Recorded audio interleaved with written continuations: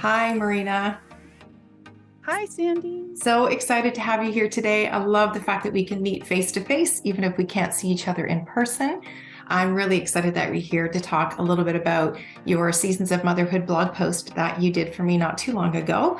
A little bit about Marina, for those of you who don't know. She is a mom to a beautiful little girl, Willow. She's going to talk a little bit about her today, just behind her. She is an award-winning author. You can see her book behind, and I also have my copy here too, Women in the Bible, which is a fantastic study that you need to get your hands on. And I'm going to link that as well in her post so that you will have an opportunity to go to her site and you can find that there. She is a professor.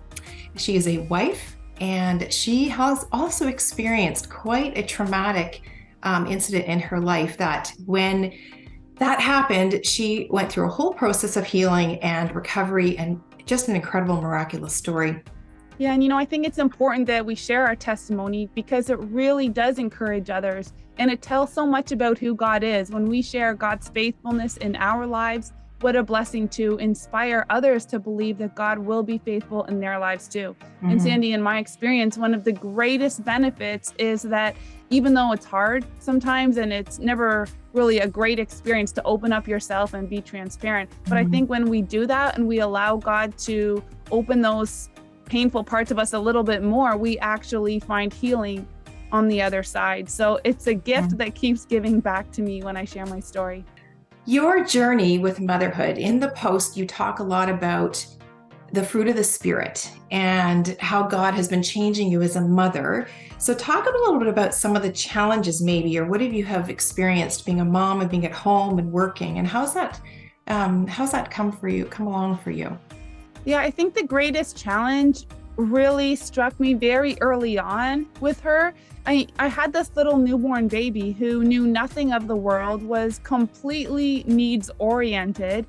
And just looking at her and being a first time mom with this tiny little newborn, it really struck me very profoundly and deeply that I represented Christ to her. Because while I hope that a baby would be close to the Lord in ways we can't comprehend, and I would trust the Lord's presence was with her in her new life as she started out, I also knew that as she would grow, when I would tell her about God, she would look to me for really the deepest understanding of that. And if I was a hypocrite in ways, that would really undermine everything I wanted for her life. So it was an overwhelming thought to think, wow, in this newborn's life, I represent Christ to her. And, she's growing up, Sandy, she's 4.5. But in many ways, all the time, I still represent Christ to her. So it's a very high calling to be a mom. It is. Absolutely. I love the quote that you say in the post, which is the blog post title is, "How do we introduce our children to Jesus?" And you said, quote, "To me, the most important aspect of motherhood is the constant awareness that I represent Christ to my daughter." And I think that so many moms are experiencing the challenge of how do we do that every single day? And then add work life, outside of the home, inside of the home. So how do you balance being a mom and working and teaching and writing and working with your husband and co-owning the publishing company? How do you balance all of that together? What advice would you give to other moms? For me, I've started with thinking about what kind of person I want Willow to be when she's an adult, and really acknowledging that there's no chance that a switch is going to go off in her life when she hits 15 or 18. And although we've never prayed together, suddenly she's going to start praying on her own. That's not going to happen. If we never go to church, she's not going to turn 15 and say, oh, now I'm a teenager, I need to own it and start going to church. What will happen is probably the opposite, right? I try to drive some principles home and she might veer off as a teenager. You know more than me on that count. But that principle that I need to live out now, the habits and the person that God's called me to be, that I want her to grow up as, that has been my driving force. Yeah, I understand completely what you're saying. And one of the things that prompted me to write the mother-son devotional was so much of what my dad did for us and our family, and my mom as well, but particularly I focused on my dad in this one. And he kept those habits like you're talking about. He read the Bible, he prayed, and he took us to church.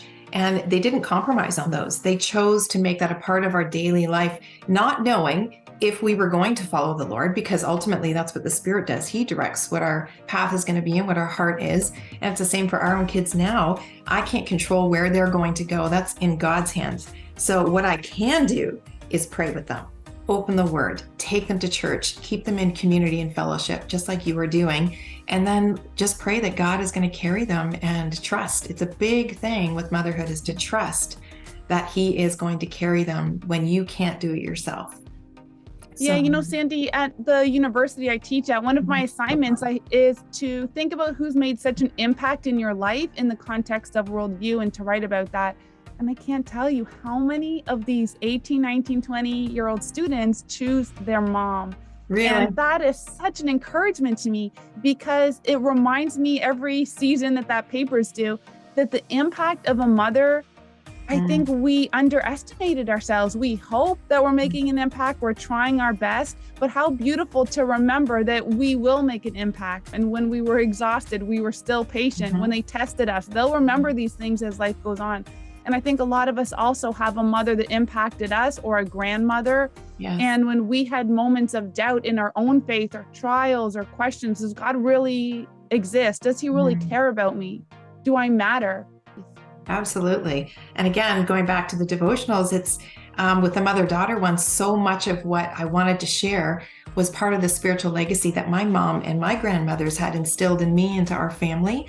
And I just felt this overwhelming sense of responsibility to share this, not only with my kids, but with the world and with other people.